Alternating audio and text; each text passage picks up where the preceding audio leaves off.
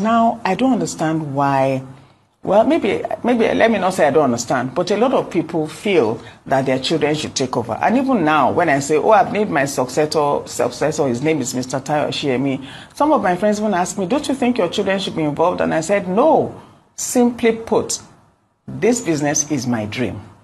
And I'm fortunate enough to have found somebody else to take on this vision, not only expand it, make it much bigger, and my children have their own dreams. In my day, back in the time, we were asked to study either accountancy, law, and all those professions. I made up my mind that I was never going to do that to my children.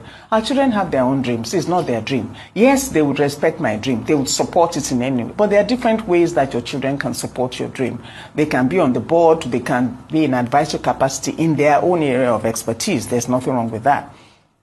But sadly, a lot of Nigerian businesses have failed. They did not move on to the next generation because there was no preparedness on the part of the founder. If you want to prepare your children to succeed then you have to have put them into the system early enough, the apprenticeship system, prepare them. And if that's their own path, if they want to follow it, fine.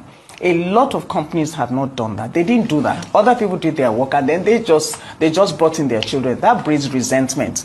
So you have to look at what is good for your business. What do you want? Do you want continuity? Do you want to leave a legacy? A lot of international companies exist today. Who knows who the founders were? I mean, look, I worked in the oil sector, so I think that's what gave me that mentality. I worked in oil and gas, and I never knew who the founder was. I just knew that we had, the head office in Houston then, and they would send one MD after the other, for a tenure of 4 or 5 years, and the company ran. So I didn't see, for me, there was continuity in management. And once you put in the right structures in place, you have the top layer. It's not just the first person, the top layer, the next one, and at departmental level. Then you've got it. So it's important that people consider what is good for their business. Competence first before emotions. You do not think your children may not have it. They may not be interested in it. Fine. There's nothing wrong with that. And there's no need for it to cause any problems. All right. So finding that alignment for your vision is very critical. It's about that resource that fits in with the vision. If that happened to have been one of your children, would you have also opened the door to that? If what? Sorry? If one of your children took an interest in your passion?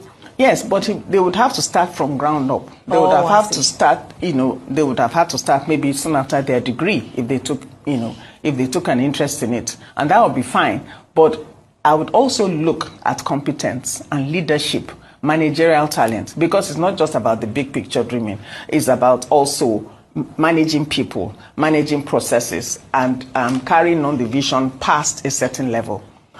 So there are so many things to consider. It's just not them entering the business.